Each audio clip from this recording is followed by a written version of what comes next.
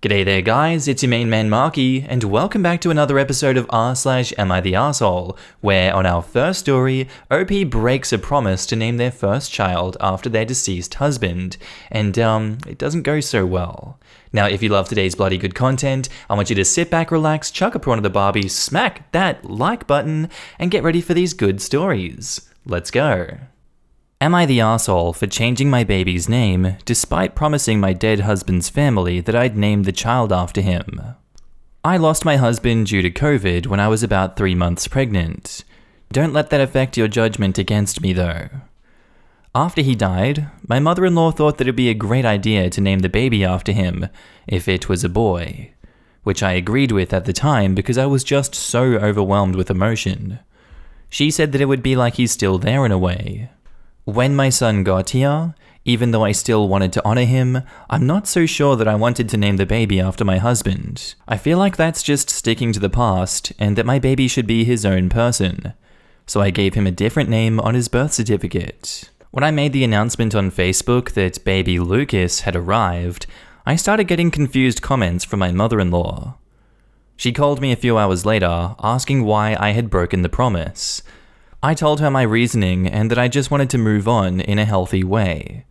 That I felt like calling my husband's name when referring to my son would hurt me and make the process harder.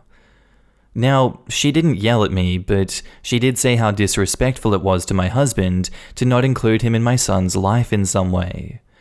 She also brought up the fact that I had not even told her or his extended family that I was changing my mind.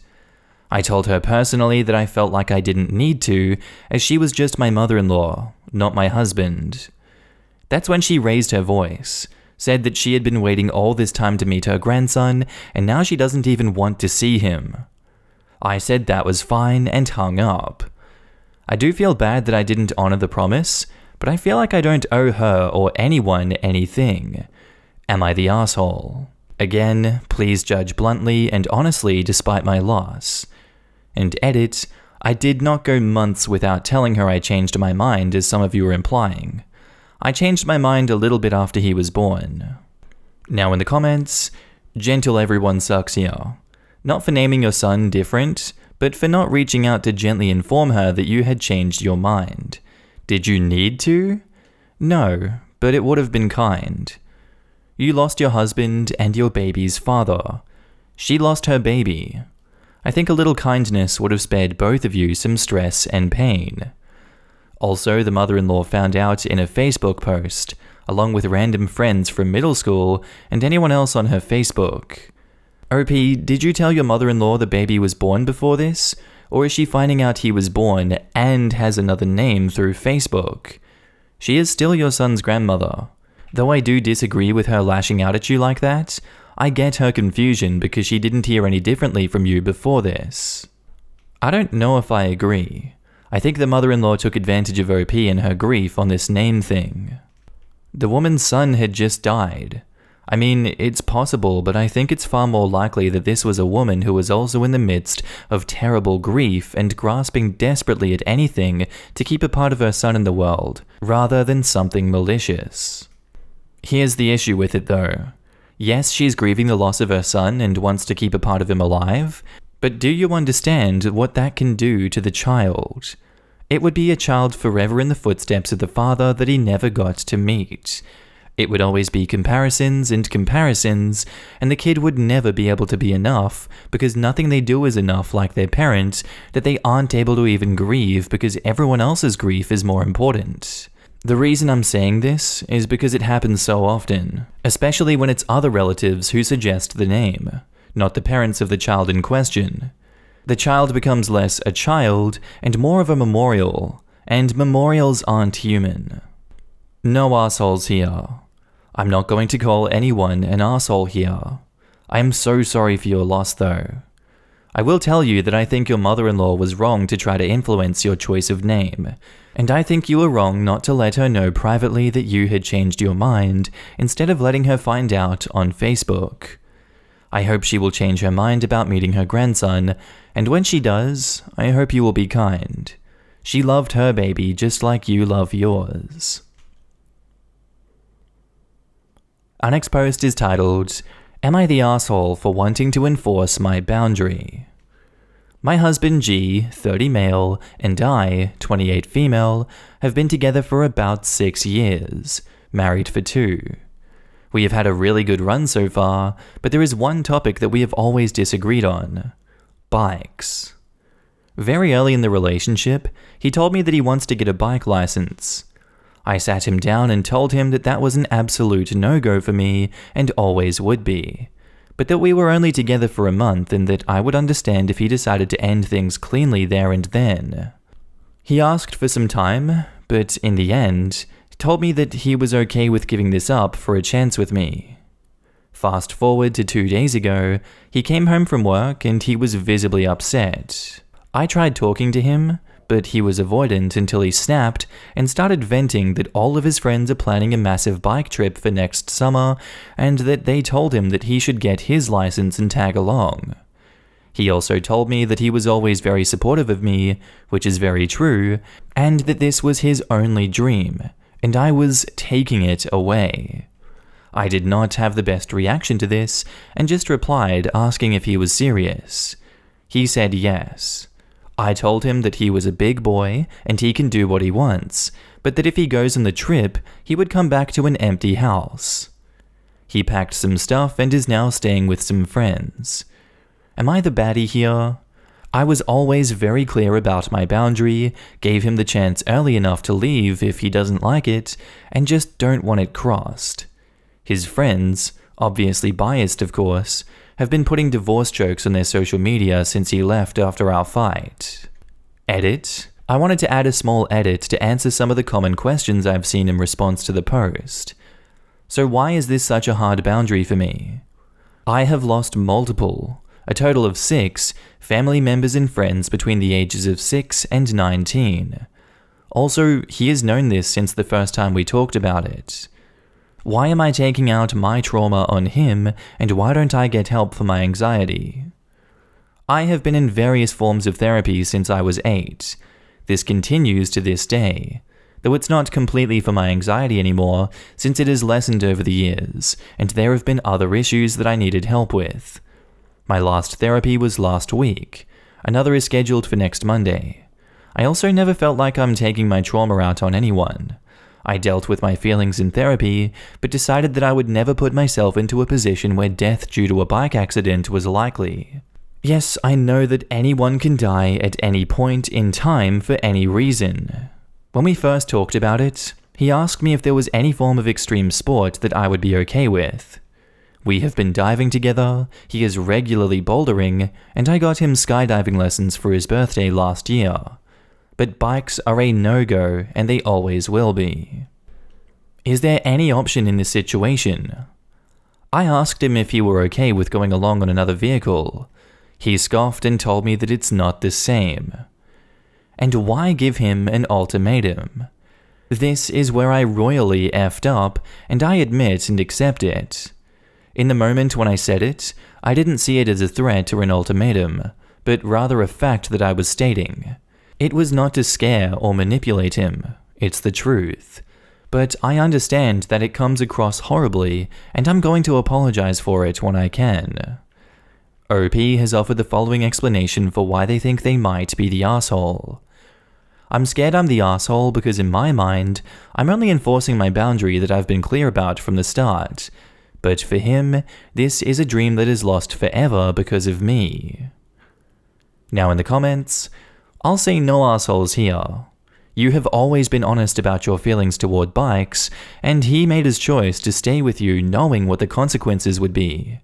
He has always wanted to get his license and to drive, and now he realizes what he's missing out on and is frustrated. I don't think you're the asshole for letting him know that you still feel the way that you always have, and that if he chooses to take his license and go on the trip, you will leave. Though maybe it could have been said in a less hostile way. On the other hand, I understand him as well, and if it means so much to him, he should do it and deal with the two of you not being together anymore. No assholes here. Bikes are dangerous, and it's within your rights to oppose to them, but he doesn't have to agree. Both of you are entitled to make your decision in accordance with his recent and abrupt notion.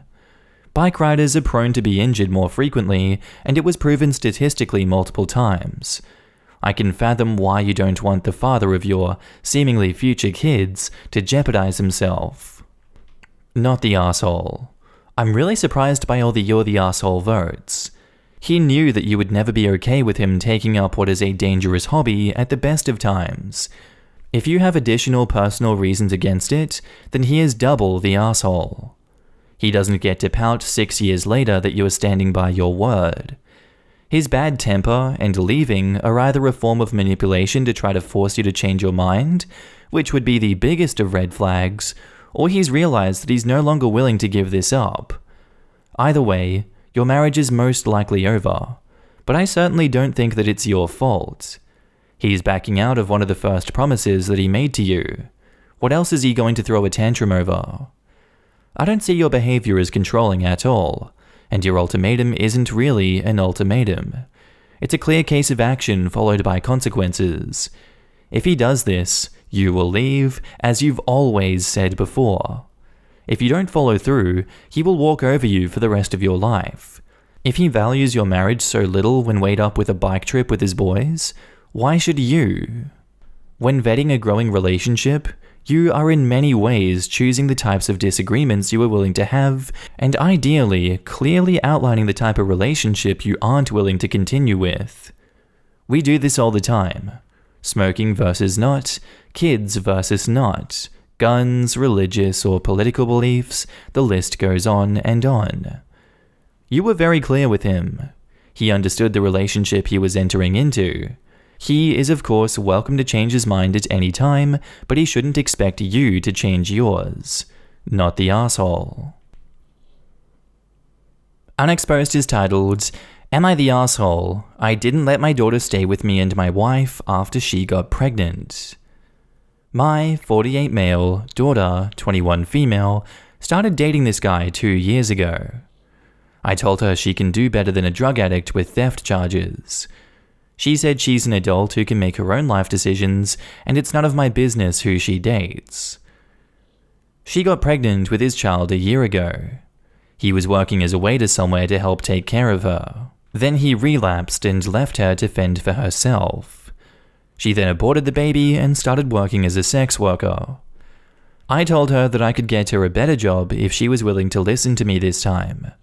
She then got mad at me and said that I only have a problem because she's working in the sex industry. I told her it's not that, and that I just want her to have a more stable job so she doesn't become dependent on someone again. She said that it's none of my business and I shouldn't be trying to interfere in her matters since I'm not her real dad. I'm her stepfather since she was 6 years old. I was hurt and I no longer contacted her. I got a call a week ago from her. She was sobbing and saying that she was pregnant with his child again and he again left her. She didn't have money to pay rent, so she was thrown out. She asked me if I could let her stay with me for a while. I told her no and said that her matters are none of my concern. I reminded her that she is an adult and can get out of it herself. She said that I'm her dad and should be helping her. I reminded her that I'm not her real dad. She put this up on Facebook, and my relatives are now calling me and texting me, saying that I'm being cruel. Am I the asshole? Edit, her mum agrees with me, her bio dad is dead. Now in the comments, you can be right and still be an asshole about it. Everyone sucks here. Yup, this here. While I get your response and reasoning, it seems that she is one messed up young woman who will probably go through a few more life lessons before she gets herself straight. It also seems that you do love your daughter and want her to be safe and stable. So is this the time and situation to try and make your point that what she said and how she acted was ugly? You're the asshole. Because she won't learn what she did by herself. If she would, she'd have learnt it by now. She clearly didn't, and the best help for life she can get at this moment is to gain mental maturity. She doesn't get any long-term benefit by letting her exploit her own family without learning what she has done. She has to develop herself. She wouldn't if she can just pass the consequence of her actions to someone else. But this consequence is a child. I'm all for people learning the consequences of their actions, but being homeless and bringing a child into the world is a little different from touching a hot pan to figure out you shouldn't. Except she's 21 and had 2 pregnancies on top of throwing her stable job away for an unstable job. At this point, she is choosing to make bad choices out of spite. Not the asshole. She's an adult, as she's constantly repeated herself when you've tried to help her in the past. I'd be annoyed too. However, I do believe that you should point her in the right direction. Offer guidance and the job that you originally offered. Having her in your home will only cause more conflicts. You both sound stubborn and may clash.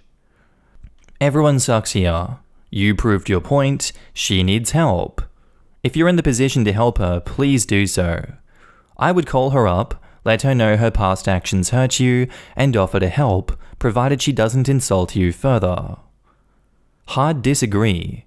She cut contact with him for a year, told him that he's not her father, and only came back when she's down. Why would he help her? Just so she can disappear again? I have no idea what I would do as a parent in this situation. I sure hope that my son doesn't end up in a similar situation, but I would be so hurt if those same things were said and done to me. I would want to help him, of course, but I would worry that it was a momentary abusive relationship and they would continue to sleep with this guy or start having drugs/strange people over too. My gut feeling is that everyone sucks here.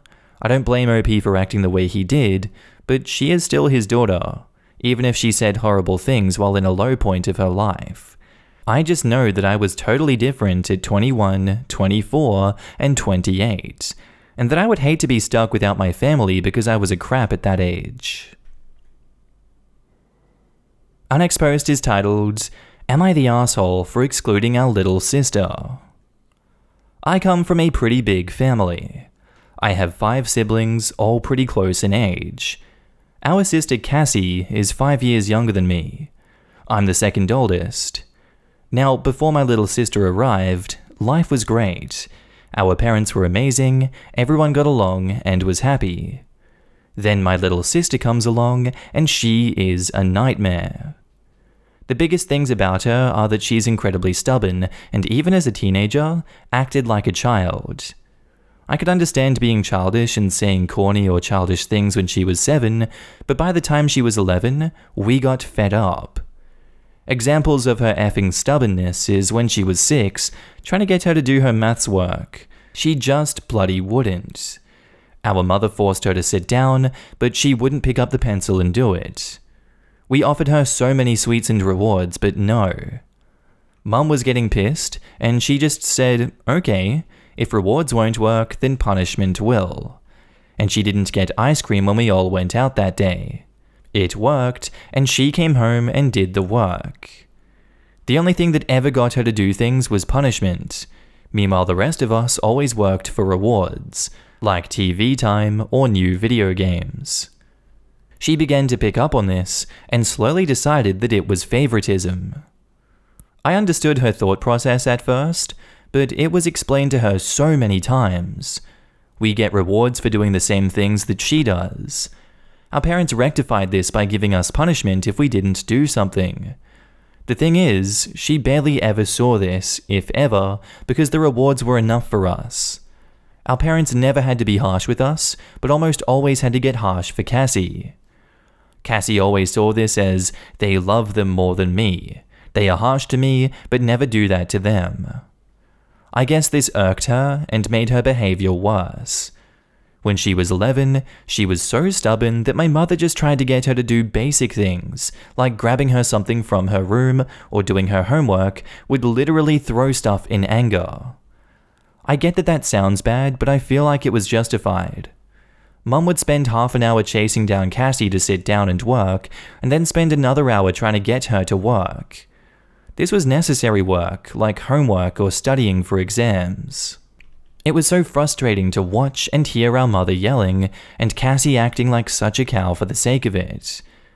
Eventually it got to the point where everyone in the house was yelling at Cassie to do things. It became so hostile, everyone was pissed all the time. So eventually, our parents decided that it was best to send Cassie to one of those super strict boarding schools to learn discipline. Cassie took it as a slight and another sign of favoritism, that she was worthless and not good enough to stay at home. She became worse until she was estranged from everyone. Everyone hates her. Recently, I got engaged and am planning my wedding. I am not even inviting Cassie. Cassie got into contact and is pissed that I'm not inviting her. Am I the asshole? And edit. Okay, I see a lot of people asking this, and rightfully so. Cassie was seen by several psychologists and therapists throughout her childhood. Therapy helped a bit, but in my country, therapy is limited. We were told by several doctors, including specialists, that nothing is wrong with Cassie. Okay, and small note, this wasn't her behavior from just 6 to 11 years old. This was her behavior throughout her life, and to this day, when she is 18. Now in the comments, the amount of hostility you all seem to have for her is so very unsettling. And they all gave up on her by 11. Dude. It is very obvious most people posting here have never had to deal with an actual demon child. My nephew is like this, but a little worse. Screw that crap. People here think the worst, if anything less than constant perfection and niceness, is used on a child.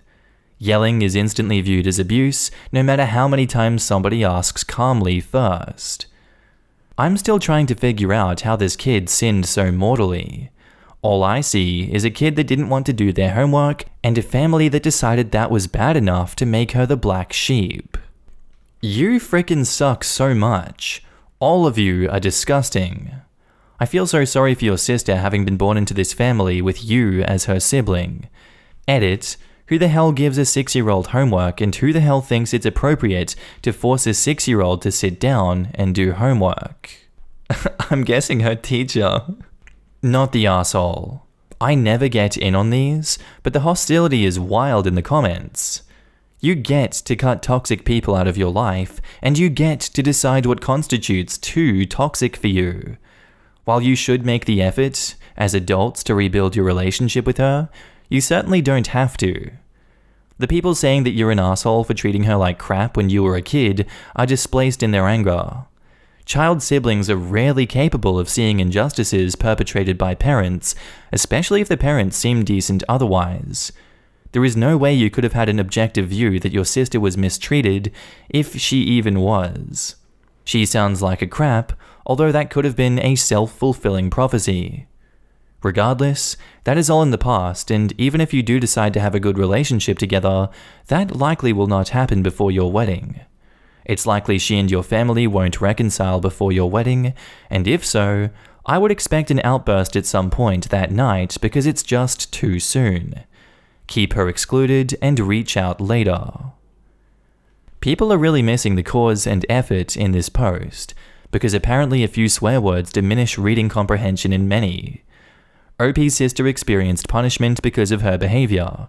She was asked to do things and refused, was offered incentives to do things and refused, and then was eventually punished to do things, and she wouldn't respond to anything else despite ongoing attempts.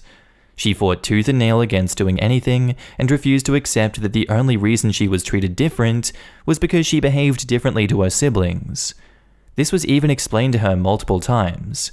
If she wanted to be treated differently, she needed to behave differently. The parents did fail for allowing hostility to build to such levels in their home, but sometimes kids just do refuse to behave with respect, or do as they are supposed to.